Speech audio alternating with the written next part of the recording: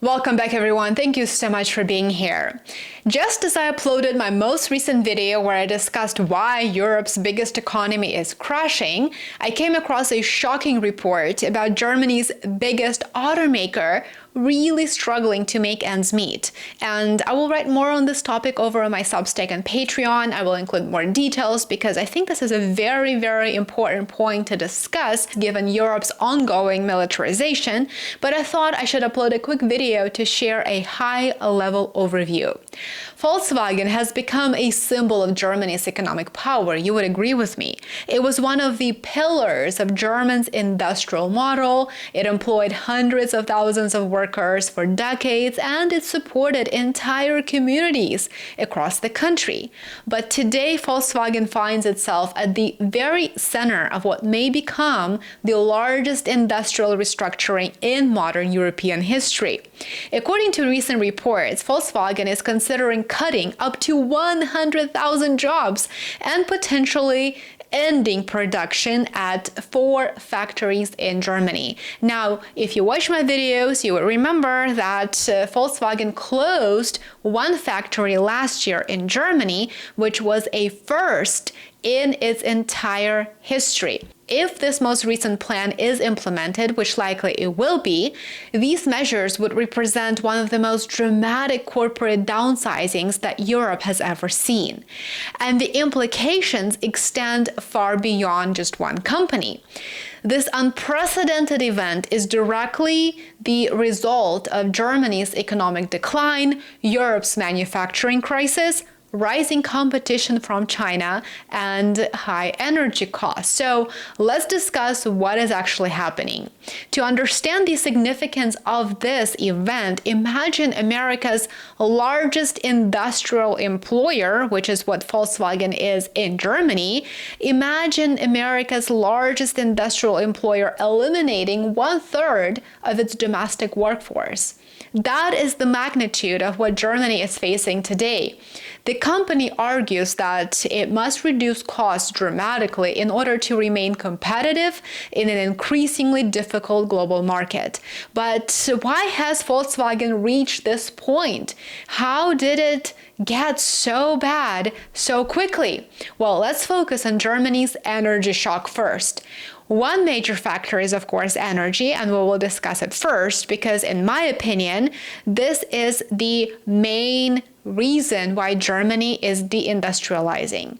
For decades, Germany actually built its industrial competitiveness on relatively inexpensive energy, particularly natural gas, that was imported from Russia. That model collapsed after 2022 and the subsequent energy crisis when Germany willfully started reducing consumption of Russia's energy. German manufacturers suddenly faced electricity and gas prices that were far above those of their direct competitors from the United States, from China, and many emerging economies too. Industries that rely heavily on energy, such as chemicals, steel, automotive, and of course manufacturing, those industries experience substantial increases in operating costs. As you would imagine, Volkswagen factories consume enormous amounts of energy. So to be profitable, they have to import energy at a lower price point, while the leadership of Germany refuses to do so. When energy prices rise permanently, and that is a key word to remember here, when energy prices rise permanently, production inside Germany becomes much more expensive. Many companies have begun questioning whether manufacturing should even remain in Germany at all. Now, the second major challenge actually comes from China. Chinese automakers have rapidly expanded their capabilities in EVs. Companies such as BYD and others now produce competitive EVs at lower prices. China dominates battery production. It dominates critical mineral processing, as I discussed in a really detailed article on my Substack and Patreon before. And it also dominates many parts of the EV supply chain. So naturally, Germany is at a disadvantage here. European manufacturers that once enjoyed comfortable profit margins are now confronting highly efficient Chinese competitors both in China itself and now increasingly in Europe. Volkswagen's sales in China, which was once its most important market, have weakened considerably. This is especially concerning because China has long been Volkswagen's profit engine. If a company loses a considerable market share in its largest market while facing rising costs at home, pressure to restructure becomes almost inevitable. And that is what you have to do, not because you want to, not because you want to increase your profit margins, but actually because you just want to survive. Additionally, we can't ignore the transition to EVs, and I want to briefly touch upon that aspect as well. The automotive industry is also undergoing the largest technological transformation in more than a century. Electric vehicles generally require fewer components than traditional combustion engines. An internal combustion engine contains thousands of moving parts.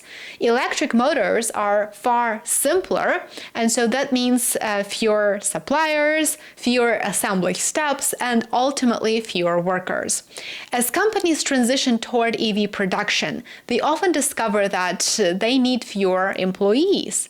Volkswagen is investing billions into electrification, into battery technology, and into software development just to stay competitive. However, these investments require enormous amounts of capital while profit margins remain under pressure. They remain relatively small, in other words.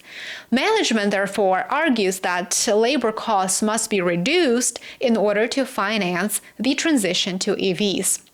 Well, China doesn't really face that because China has transitioned to the state-of-the-art facilities quite a while ago. So they are already using very, very efficient technology, and they manage their labor force in a way that makes their manufacturing process very, very competitive internationally.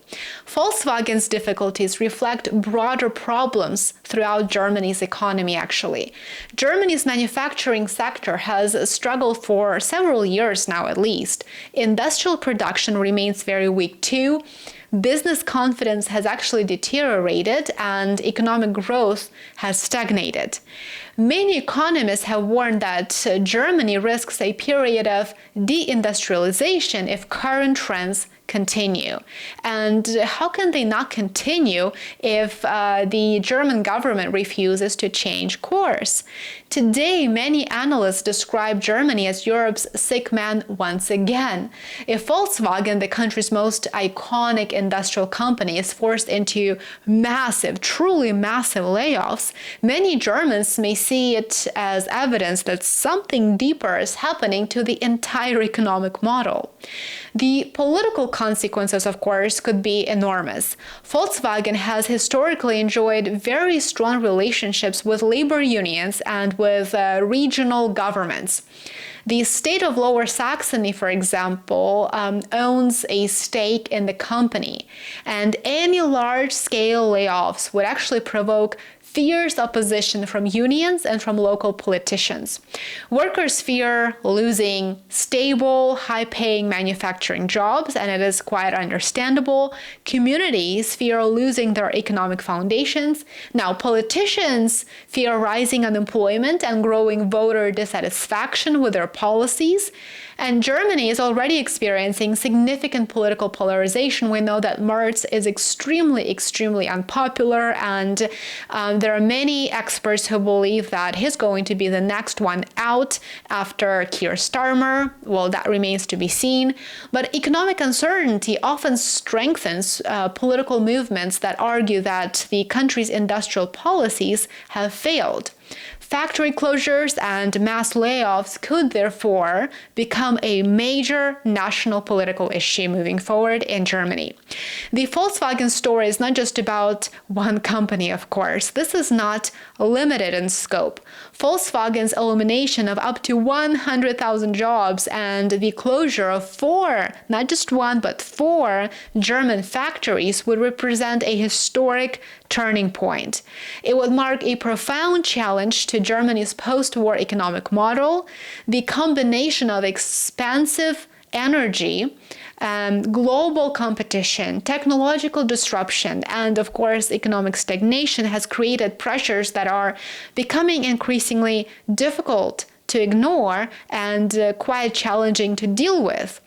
The coming years will, of course, determine whether Germany successfully adapts to these changes and whether it experiences a deeper industrial decline. And Volkswagen may become the company that tells us which path Germany ultimately chooses. Thank you so much for watching. I truly appreciate you being here. If you enjoyed this analysis, please subscribe, leave your thoughts in the comments below, and consider supporting the channel. You can do so by becoming a paid subscriber on YouTube, Substack, or Patreon.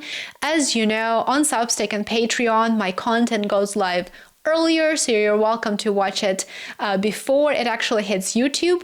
Your support allows me to continue producing in-depth coverage of the global economy, geopolitics, and the major trends shaping our world today. I appreciate your support and appreciate you being here.